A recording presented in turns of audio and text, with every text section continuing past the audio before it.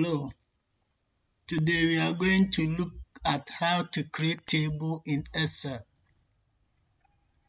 If you have data like this, if you want to create a table, you just select any of the data or you click inside the data that you have.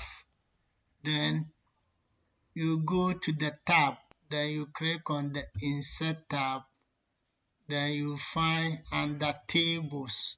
So you click on Table. It will select your data, then you click on OK. So this is how to create a table in Excel. Another way is to use the shortcut key. So you can click anywhere inside your data, then you press and hold the control key, then you press letter T.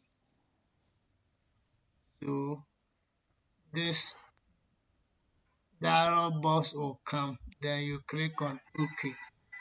So this is the table that you have created, and if you want to format it, you select it, then you come to table styles.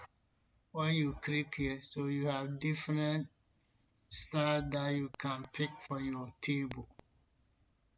So thank you very much.